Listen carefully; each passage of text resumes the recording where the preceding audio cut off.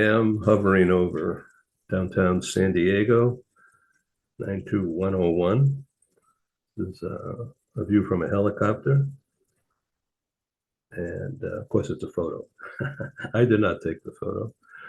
Um, so it shows the downtown and it shows the harbor across from the convention center, including the wonderful development out into the San Diego Bay. Now we're here to welcome Ron Cooper, and I think Dr. Ken Lloyd will join us also in a little bit. So we're live, and here we go. Ron Cooper will be joining us now, hopefully. I pushed the right button.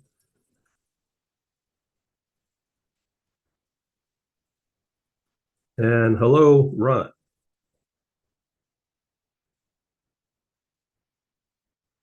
There we go. All Good right. morning. Hey, Tom. Good morning. Hey, it's all good here. How about there? Yeah, that's great. Yeah. Okay, here comes Ken. We are live, and we're in the global meeting room. This is Ron Cooper in Washington, D.C. metro region, and the cooperculture.com. You got to go check that out right away. Well, after the show, but you'll do a deep dive into this guy and his energy and the culture that he and his wife of many years, Marty, uh, have built and developed. And I'm going to let Ken Lloyd come into the room here. Here we go. And we have some note takers as well. The gang's all here. Okay. As I said, we're live in San Diego. I got to get all my note takers lined up here. I'm sorry for the delay. Hello, Ken Lloyd. You're on mute. Good morning, Ken. Okay, the pleasures and wonderfulness of live TV. Hi, Ken. Yeah, hey, gents. Good morning. Hey, Good morning. welcome. Welcome indeed. So we are live, and I was just introducing Ron Cooper and the background here. I did not take this picture. This is from the San Diego Economic Development Corp. And that's how beautiful it is. They do a good job. It's taken from a helicopter. That's downtown San Diego, across from the convention center. I'll get out of the way here. And it's just a beautiful image. That's the downtown, 92101. The convention center is sort of in the middle of that picture, and then the islands out into the harbor are recreational oriented parks, restaurants. The music outdoor symphonic shell is right there in the front on the water. You can't see it too well from this distance, but it's a beautiful walk around area, publicly available. It was very well funded by some really wealthy business people who live in the region here. Zero taxpayer to do all that. The Jacobs family founded Qualcomm, which is huge in semiconductors, of course. And the other family is called Rady, R-A-D-Y, real estate family for generations. And they funded this whole thing and still fund the San Diego Symphony, of which Joanne and I are a member of that. Not that we're symphonic crazed people, but it's a nice place to go. Ron Cooper, today's show, I thought we should talk about something that, well, we can always talk about government and geopolitics and all this really interesting stuff that's happening right now. And some of it's pretty scary for a lot of people. But I thought we should be talking about how to make a safe place, psychologically safe place in the workplaces, but now in the streets as well. What do you think, Ron? I think it's a great topic, Ed. We have discussed this in part before, and most recently in the United States, in Minneapolis, just yesterday, as we record this, ICE, Immigrations and Customs Enforcement, was involved in a shooting of a 37-year-old female. The details are sketchy at this point as the incident is being investigated. Many accusations are being tossed about, and who's to blame? Was it self-defense? Was there anything illegal, and so forth? I want to tell you at the outset, Ed and Ken, it's not my position to try to determine in the court of public opinion anything right or wrong, but I do think a lot of these topics, and immigration is one of many topics, and we said we're not here to discuss politics per se, but yet a lot of this is intertwined, necessarily integrally related. It works its way into the family and will logically work its way into the workplace. And what I'm building up to is, as a leader in the workplace, as a leader in your family, do you encourage discussing controversial topics, or do you say something to the almost worn out expression, we do not and never will discuss religion and politics? And I will tell you, Ed and Ken, I'm a believer that if we do not discuss controversial topics, we may not know how to discuss them civilly and with meaningful dialogue. I do think we need to discuss controversial topics. I do think it's up to us as leaders to set, I'll use the term ground rules.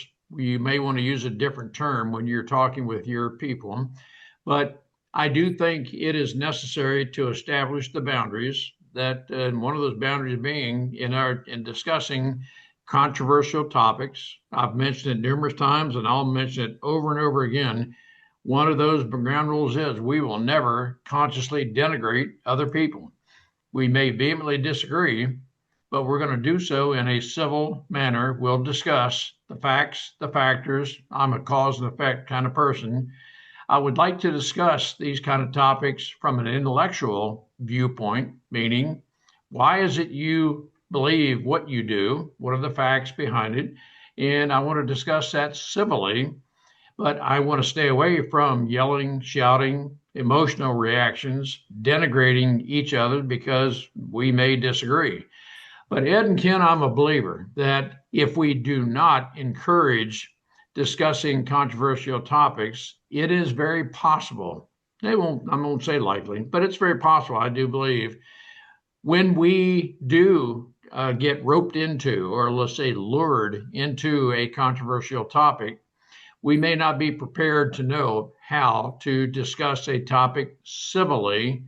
And if it does start to go south, so to speak, into an emotional shouting contest, how can we be an effective catalyst to help keep this conversation, again, I'll use the term above ground, and keep it in a very civil way in which, even if I strongly disagree with you, I still want to learn what your perspective is and what your thoughts are. I'm not sure we can discuss this too much, but I think it's appropriate to periodically discuss topics like this, that how do we present, and as leaders, how can we, let's say, establish a culture where I do encourage open, controversial discussions on controversial topics, but keep it at the, let's say, informational level without shouting at each other. And I know there's some leaders who feel that I don't even know how to introduce this. I would like to achieve that. I just don't know how to discuss this without getting into an emotional, embroiling conversation, even discussing the boundaries of this kind of thing. But I think it's appropriate to discuss this. Ed and Ken, any thoughts you have? Thank you for that introductory ground rule kind of thing. Very, very important. Ron, yeah, I really admire you. We've known each other now just about a year, and several conversations, some social, some light, and some heavy ones like this. And I learned from each one. And I'm grateful to have you involved here on this program for the benefit of our audience as well. Dr. Ken Lloyd, Ph.D. in organizational development and things related. Ken, the floor is yours. Well, as usual, Ron and the Cooper culture are spot on. Ron's comments were just extremely appropriate, intelligent, and very useful and productive for all of us in any environment, work environment or home. I think one key word that Ron used is a discussion. Let's have a discussion. That does not mean we're going to have an argument, a fight, a confrontation, yelling. That's not a discussion. The discussion is let's talk about it. And Ron also used the word let's learn. I want to learn about how you feel so I can understand. But it's fine. And I agree. If we stifle these kinds of discussions, they're ultimately going to blow up. People are going to hold it in, and at some point it's going to burst if the topic does come up. All of that pent up concern, anger, anxiety, frustration is going to come out. And it's fine for meetings and discussions to have ground rules. We have ground rules in all sorts of stuff. It's normal to have ground rules for business meetings. Basically, we're not going to be interrupting each other. We're not going to get into any nasty kinds of comments. We're not going to have the cell phones going during these meetings. That's fine, and that's accepted. And certainly treating our fellow employees, those in our lives, with respect and with trust, building around those two concepts, we can have a wonderful discussion and increase our understanding on a mutual basis. I'll get to better understand you and your thoughts. You'll get to understand me and mine. I'm not out there to change you. I'm not trying to say, oh, you're wrong, I'm right. I want to hear what you think, but that's not what it's about. Let's learn from each other and build from there. Perhaps there will be some changes based on the learning that we undergo as part of our discussion. Yeah, I'm going to interject here just one moment. That I think you and I would probably agree 99.9% on many topics. When I use the term ground rules, I'm going to just interject my personality that some people may say, Ron Cooper, you sound like a dictator fascist, the way you talk. You ground rules. You either do as I tell you to do, or I'll kick you out of my room. Well, I do speak with a resolve, and I don't want you to have any doubt of whether I am doubting what I believe. Ken, yours and my personality is very different. I'll moderate myself when I talk to you. I know that just based on our difference in personalities, you could, I know you never would, declare me a fascist dictator, but if I don't moderate my voice in speaking with you and others of different personalities, I know it could come across that way. So I necessarily need to moderate myself. It just but moderating myself doesn't mean that I have lessened my resolve. Well said. So my role here is to be a happy TV talk show host and to welcome diversity of opinion. Ken, when you worked in industry for 18 years at a senior position overseeing talent and things related, how did you handle town hall kind of situations? Well, I think with the same overall premise of saying, look, well, we're going to have a discussion. Town halls are different in person versus virtual. You do them on Zoom. It's unfortunately more of a, if you will, a lecture, which I don't like. That's not how people learn. That's not how people grow. We learn by engaging with others. So if there is a so-called town hall kind of meeting, I like it to be an open forum. There'll be items we want to discuss, but if it's truly a town hall, it's not a lecture. It's a chance for people in the town to come in and express their thoughts, their views, their opinions. So I prefer the two-way and open communication. Again, with the same thought, there are no reprisals. There are no automatic insults of any kind, no derogatory comments, but let's use it as a building and developmental kind of discussion where we can all learn. So in the organization where I was working, and frankly, as a consultant as well, that's the kind of framework and context that I prefer if we're going to have those kinds of conversations, not a lecture. Even in the field of education, lectures have been found to be the least effective way for people to learn. It's just not a great modality. People aren't as engaged, and particularly these days, people are sitting in a lecture, they got a laptop on their lap or they got a cell phone. They're not going to take in much of it at all. So it's not a great way to have, if you will, a discussion or a town hall. And Ken, I'm right there with you that the interactive, that's a very operative word. I want to engage in, I want to inspire an interactive conversation. Dependent on personalities. I know there are some personalities that, who knows, 2, 3, 4 people, man, this conversation can be going at 118 miles an hour, and the reserved people are not going to feel comfortable engaging in that. Well, let me interrupt and so forth and so on. I, as an effective leader, to be interactive, I need to be very aware of everyone in the room. I need to be discerning of, not judgmentally, but discerning of those who might want to have a comment, but I'm not going to interrupt a 150-mile-an-hour conversation. That's just not my personality. But I would say, okay, just pick a name, Judy. I just kind of discern you may have a thought in this. Can you verbalize what you're thinking? And I don't want to embarrass you. She may not be thinking anything. I may have misdiscerned, but I don't want to make her feel uncomfortable. But yet I want to offer her the opportunity to, I'm going to stop this 150-mile-an-hour conversation to give you an opportunity to interject. But I want you to know I value you and your thoughts. That's the way I try to encourage interaction. That's absolutely right. And the person who's talking at 150 miles an hour is not going to stop. And frankly, if that person does stop, perhaps to take a breath, it's not to listen to others or see what they have to say. It's sitting there formulating, what am I going to say next? As soon as this person stops, whatever he or she is saying, I don't care. I'm just going to go right back on my track and continue.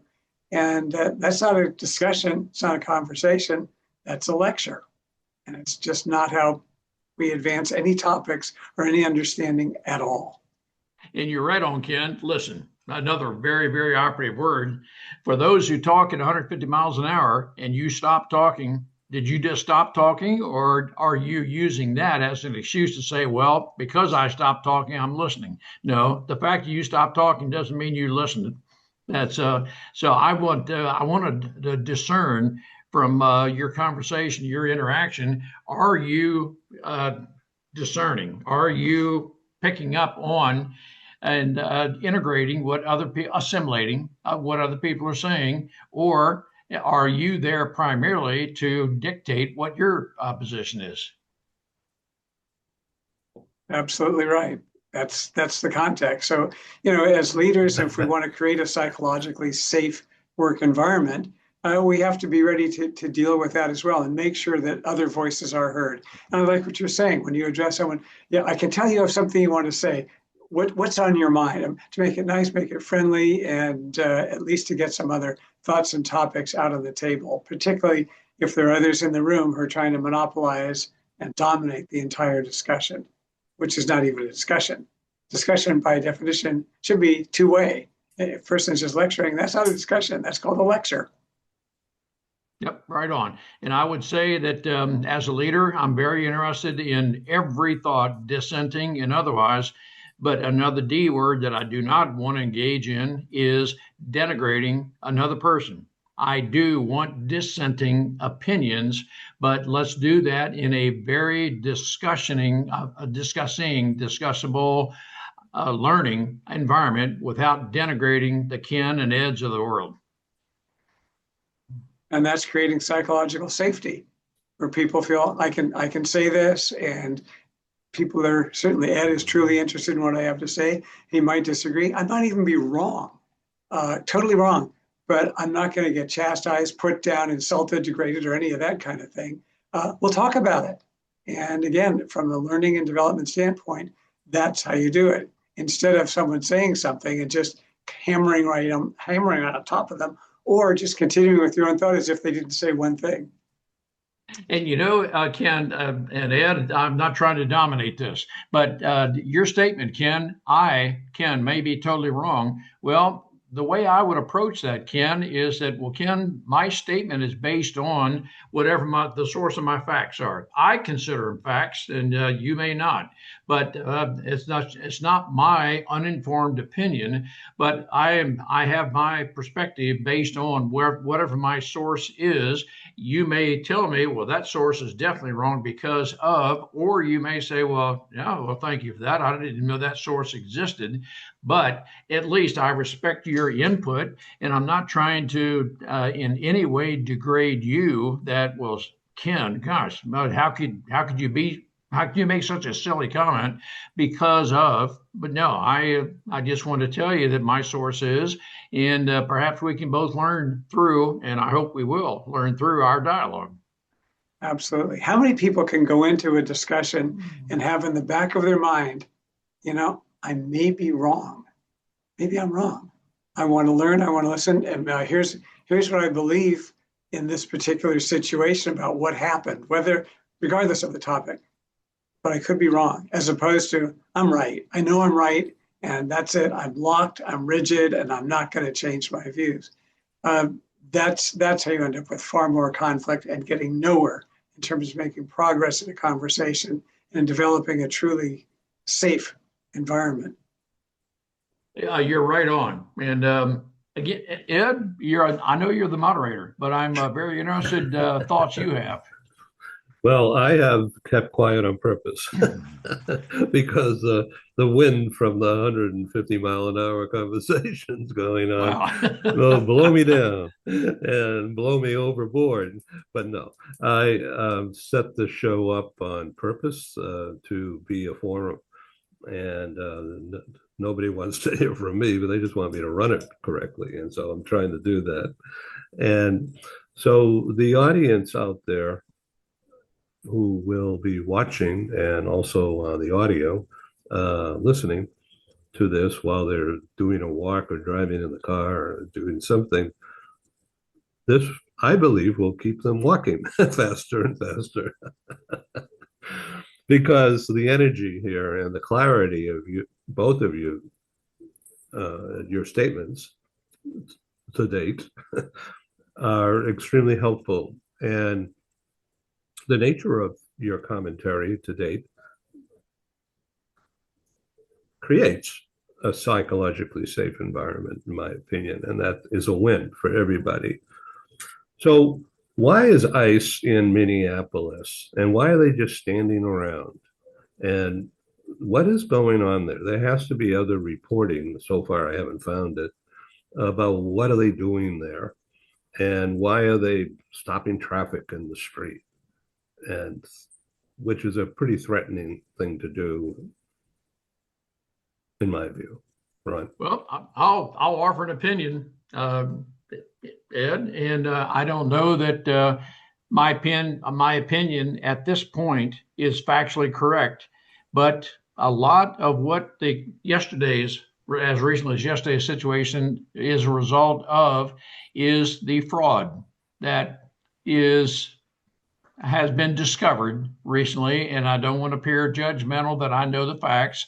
I know what I've heard and read, but the the facts or the accusations in what has been discovered to this point of fraud involving daycare centers and the distribution of tax funds that have been distributed under false pretenses.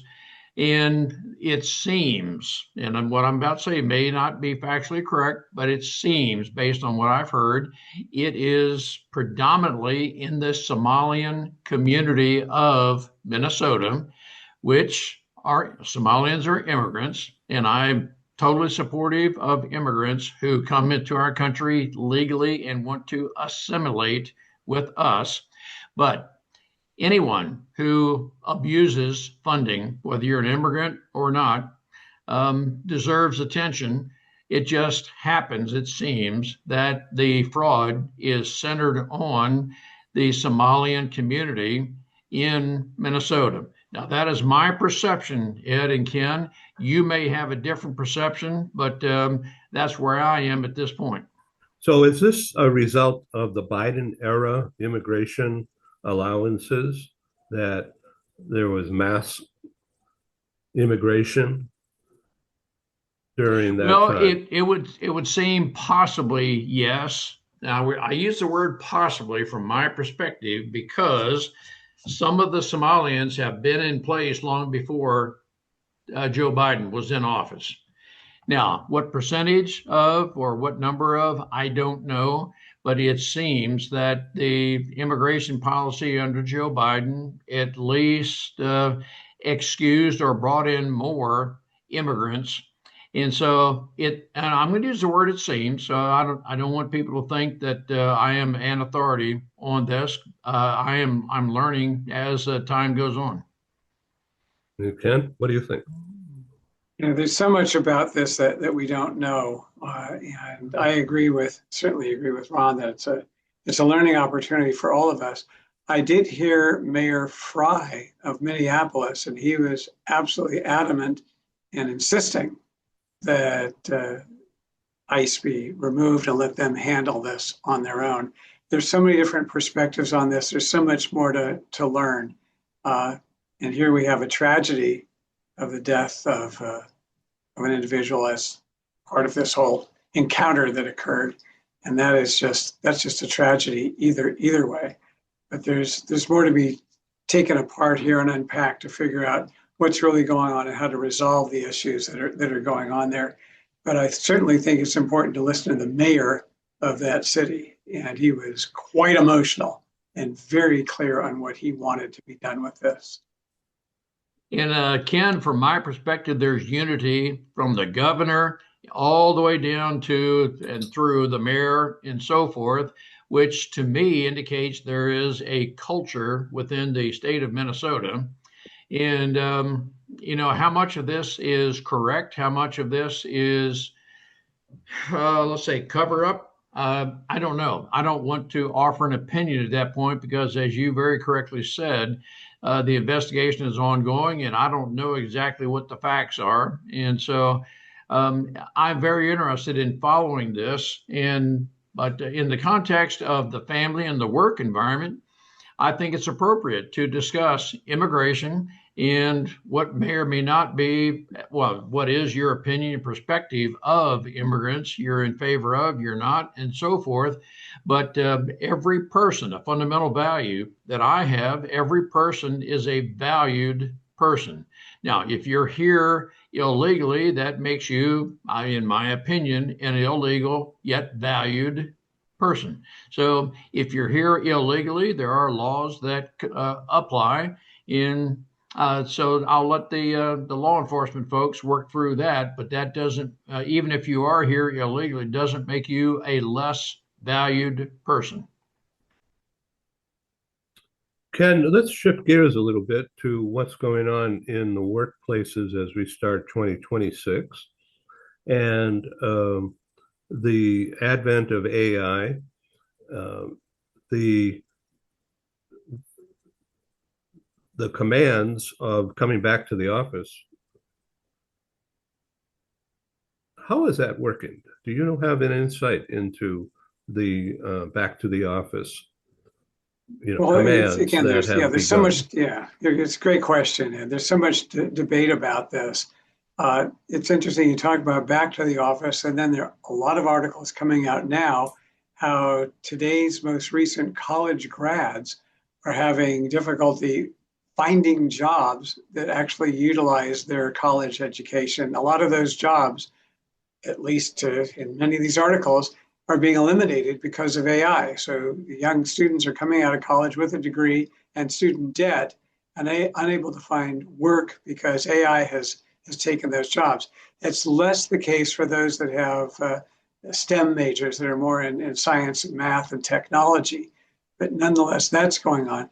In terms of back to work, it's real. Companies are doing it, although there's more flexibility now than there was pre-COVID.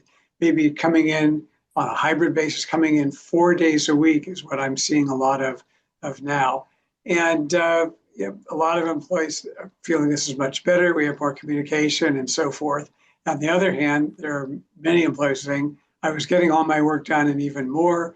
We have all this technology that we can use to maintain communication with each other. So there's some dissatisfaction on that part. But the reality is companies want their employees to come back in, and that's what it is. So in many cases, they're letting those who have moved away and are working remotely stay on, but they're not looking to bring on more remote and certainly more remote employees, and certainly to have a visitor local back to work some number of days a week. At least that's what I've been seeing and reading about of late. Ron, comment on Oh back to yeah, work? there's AI and college education as a college degree required and so forth. I know there is I would say, from my perspective, a general movement, or at least in thinking, do I need a college degree to function in whatever position? In some cases, and I'm reading a book right now that has an analysis of the number of people serving in positions that do not require a college degree. And college degrees, we know, are very expensive. Many come out of college with a 6-digit debt over their head, and it's going to take decades for them to solve that, to pay off that debt. So it's a matter of, do I need a college education to serve in the position I'm in, or is it more of a matter of critical thinking skills? I'm a believer that there's no artificial intelligence that will ever replace the human brain. Artificial intelligence is here because of the thought that first occurred in the human brain. So as we leaders train the human brain, work with those who have the skills to be innovative thinkers, I believe we can develop those skills, and there likely are, and almost certainly are, some companies, some positions that can be replaced with robots, AI, and so forth. But I know there's some positions that cannot replace. No AI or robot can ever replace the human brain. And so I think it is incumbent on us as leaders, parents, caregivers, and so forth, help those with critical thinking skills to determine, do you need a college degree to function at your best skill or aptitude level? And the answer might be, no, you don't. You just need to assimilate yourself in a business culture that will develop your skill sets. Ken, I'd like to move on to another topic that's related to the idea of taking care of your employees in the office and how this has or could, how this process could be a wonderful thing for business relationships now that the staff is back to the office much more. Ken,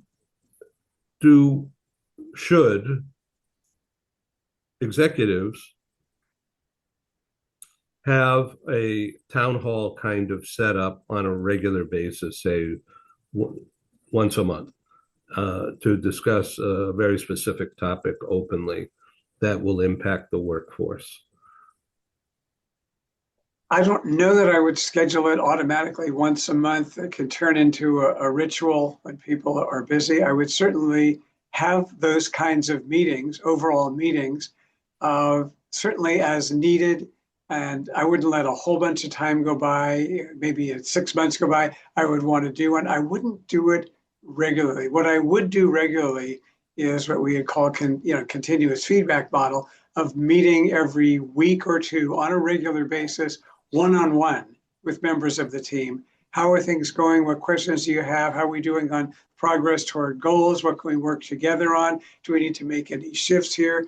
What issues or questions have arisen for you? And that's work-wise, as well as, not without saying the word mental health, but seeing if they're overly stressed or if they're distracted. Just make sure we're keeping in touch with our employees and helping them and guiding them along the way. So it doesn't just show up once or twice a year at some performance appraisal session or something like that. So in terms of overall town hall meetings, I would vary that. I'd want to have some during the year with my team, but I wouldn't for me, I wouldn't do it as a regularly scheduled, oh God, it's last Friday of the month.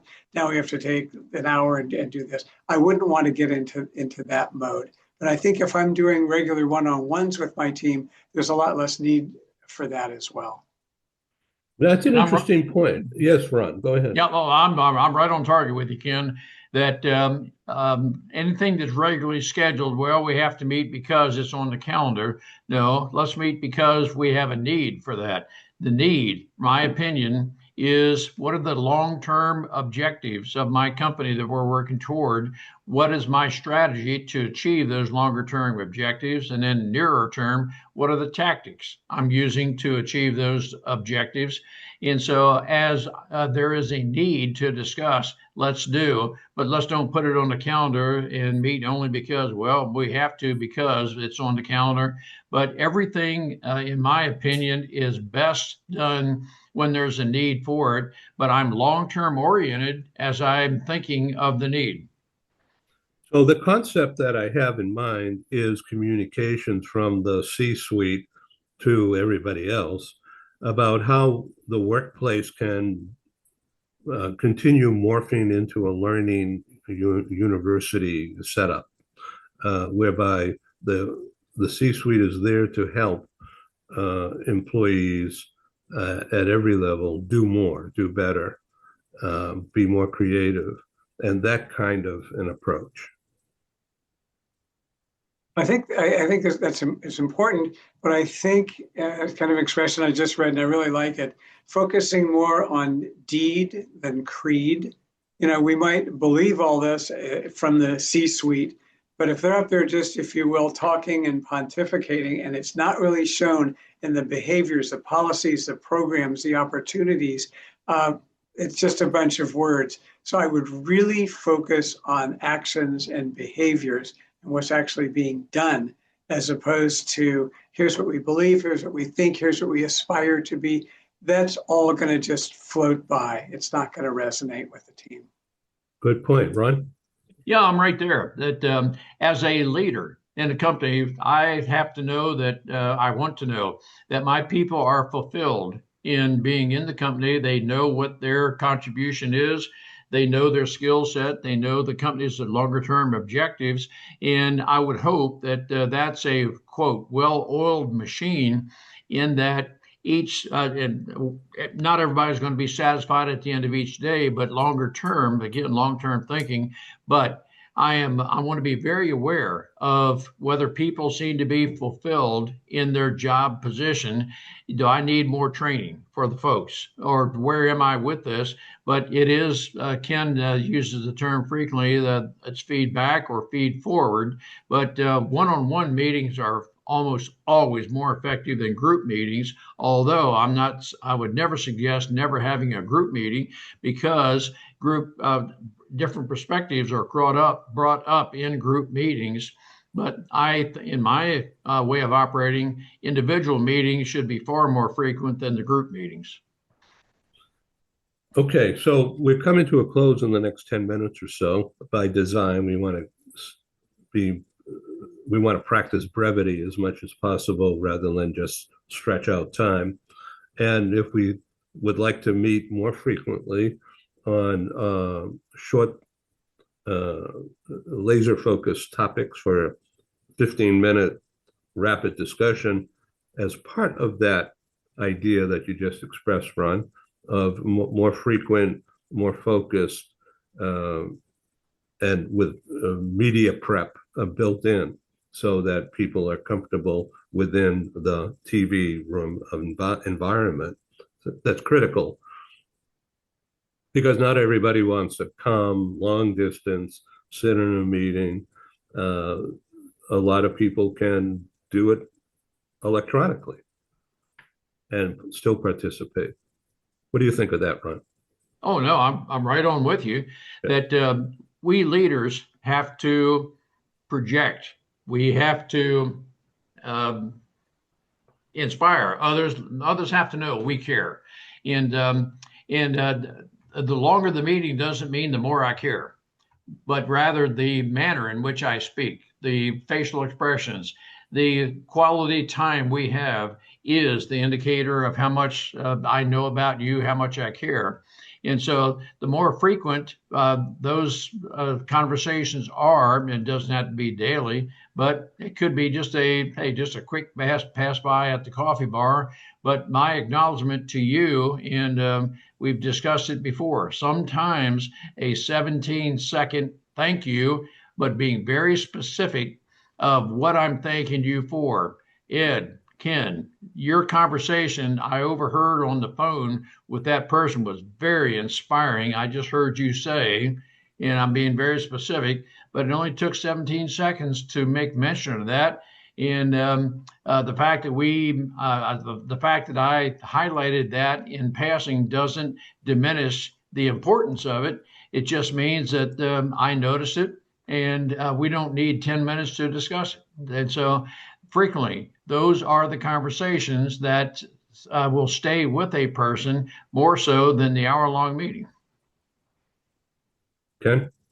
Oh, absolutely. It's the idea of I want to try to catch someone doing something right, and an opportunity to give some recognition, appreciation, thanks, great job.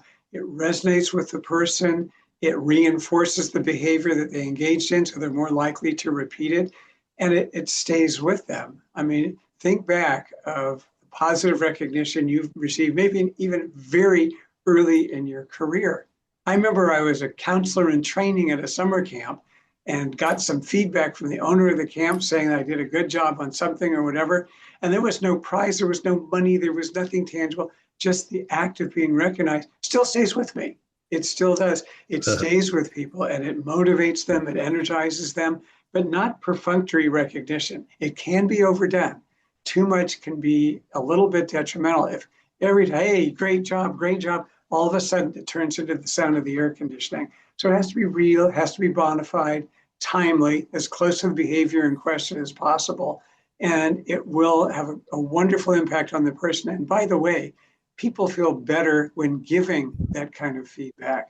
You know, saying something nice to someone, it makes you feel better too. If they've deserved it and you've recognized it and rewarded the person just verbally, because a lot of research shows the tangible reward that might come with recognition is less impactful than the recognition itself.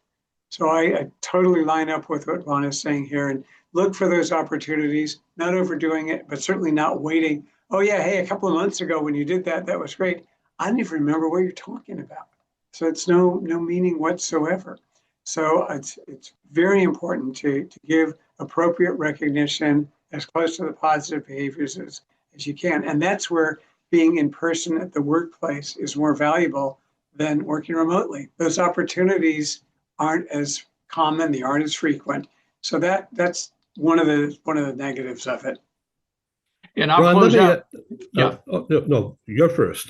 You're my guest. Okay. No, I'll close out with just a very quick story. That a brief conversation I had with my father-in-law. This may have been, this is probably 10, 12 years ago. That we were discussing a do-it-yourself building project. In 6 words, he said to me, "I really appreciate the way you think." And those words have resonated with me ever since then. It was particularly meaningful, and there's a much longer story behind that of why it was so meaningful. But it was a thought he had, and it has stayed with me for a long time. So I will tell you that many times, just a few words, and it doesn't take a long time to say the words, but many times, as with Ken, those words will stay with you for a lasting period and meaningful period of time. Ron, let me ask you a question coming from what you just were talking about, based upon what Ken was talking about. Would this kind of the topics that we've been discussing here in the past 40 minutes or so be of value? This may be so obvious, but I want to hear it from you. Would this kind of a discussion, this kind of a learning experience that we've been blessed to be able to talk about openly like this for the past minutes, would that be useful for you to try to grow that kind of how-to service into your enterprise, your consulting business. Here's an example of having a broad discussion with narrow focuses and outcome and direction, that kind of a thing. Would that be helpful to your business? Well, yes, it would be. And I will tell you that it's the focus is not on me at this point, Ed. It's on others. I know factually there are people in organizations who are like I used to be. I am I can talk at 150 miles an hour right now, but there was an earlier part of my life that literally I would not say a word in 2 weeks. And there's a whole story behind that. I want leaders to know there are people likely in your organization, and I'm not a fortune teller, but there are people likely in your organization who are not going to express themselves very openly because of different things that have happened in their life.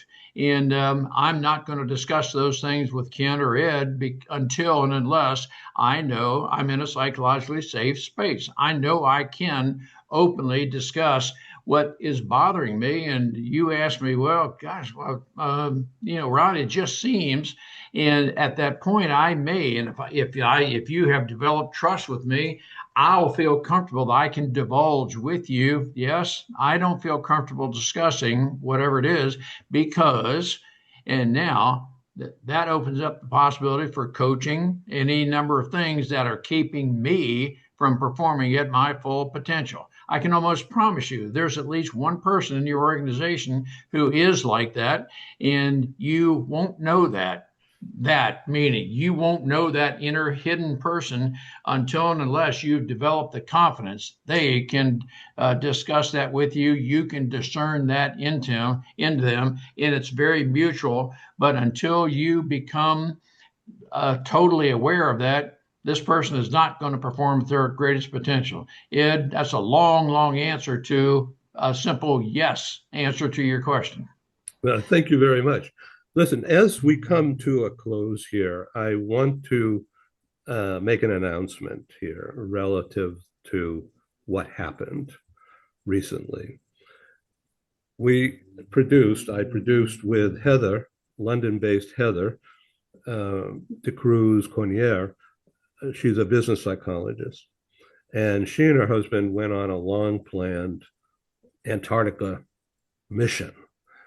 Certainly a getaway, but they had a mission in mind to go to this remote place despite harsh conditions, despite risk and danger personally, physically, and mentally.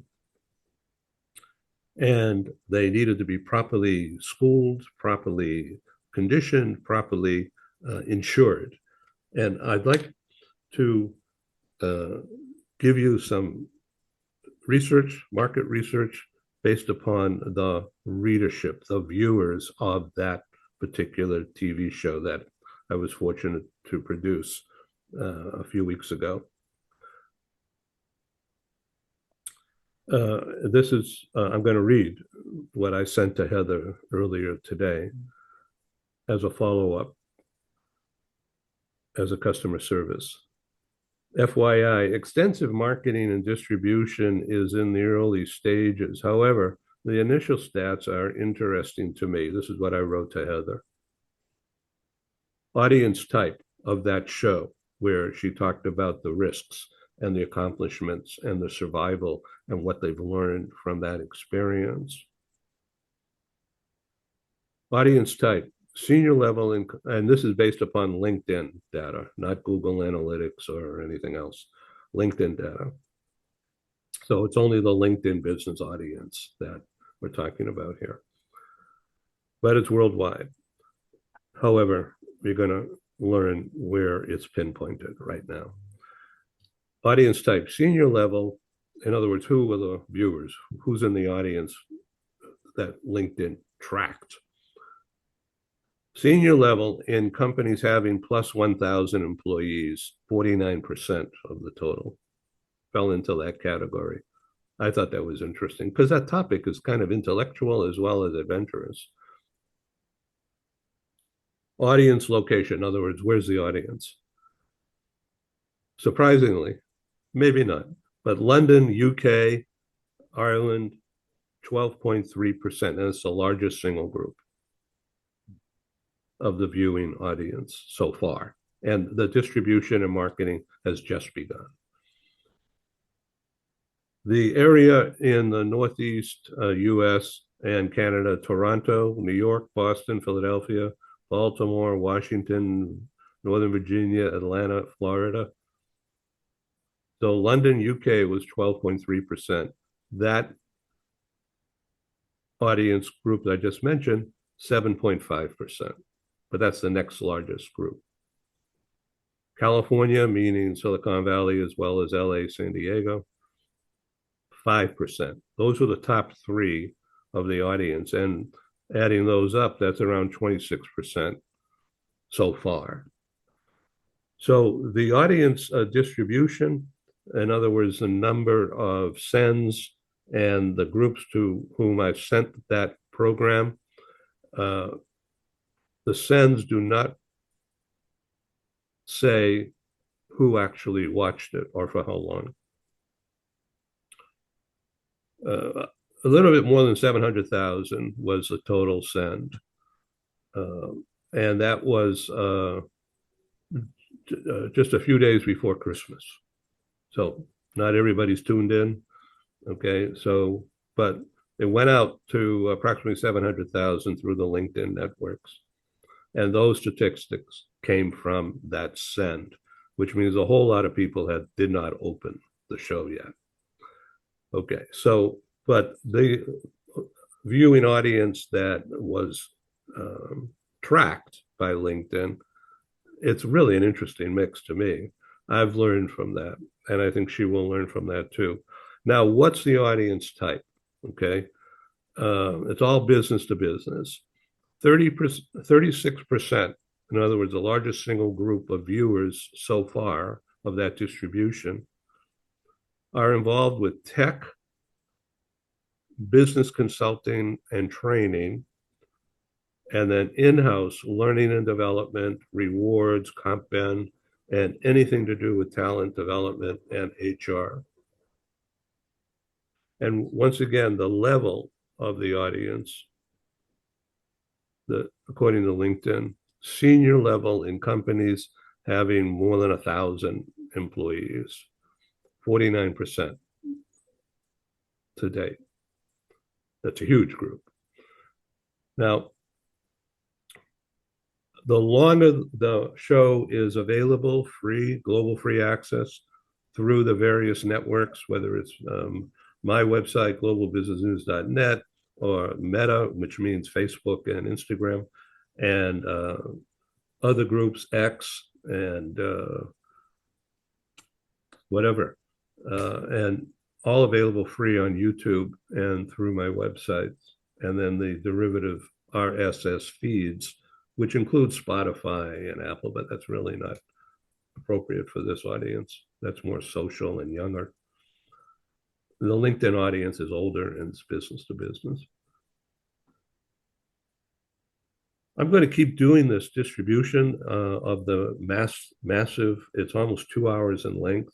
So a lot of people don't like that kind of thing. And what I'm offering to my customers from now on, and I'm going public with this right now, is in my role as owner of the copyrights and program, I will grant rights at no fee whatsoever, free of charge, to the people who are featured on the show to chop it up. I'll send them the links. They could chop it up, reuse it, make reels, make PR things, do whatever they want, and use it into their own audience mix. I do not get compensated at all for that. I am continuing to do the distribution level after level into my personal LinkedIn networks, which are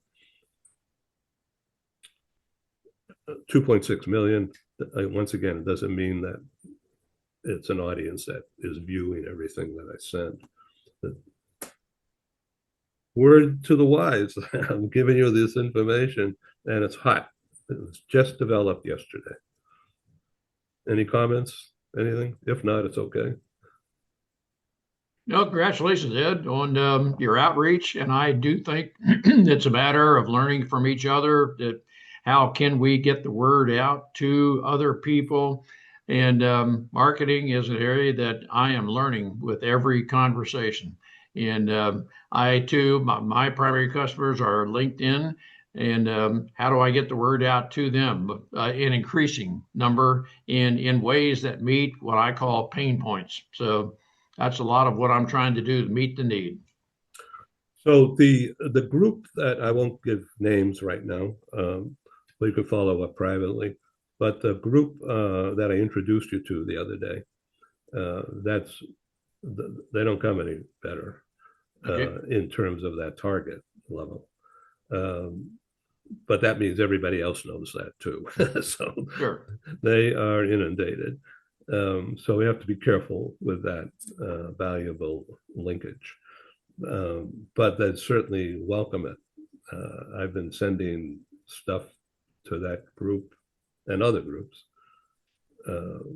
since I began the YouTube station in March of 2020 as a result of COVID crashing into my live conference business. And I'm here to stay in the digital world, and I call it the global meeting room. Just yesterday, last night, in fact, I produced a short talk show featuring Amiko in Kobe, Japan, featuring Beverly in Hong Kong. And they came up with the idea of me working with them to bring in people from India and from Europe and other areas in the North America, Latin America. And that meant changing the structure, the timing. So it would be like a start of 9 or 10 p.m. California time, so that it's applicable for people in Europe and people in India and others throughout Asia Pacific. And that is really an interesting concept. So we've already begun sourcing people across Europe to join us in the next conversations. I know. That's what I was thinking. I was getting ready. Interesting, isn't it? They don't come. Oh, good. Yeah. All right. Thank you for being on the show. I'll get it edited and sent out to you and Ken later in this day. Thank you. Thank you both. Have a great day. Thanks for being there. Have a great one. Thank Be you. well, guys. See ya.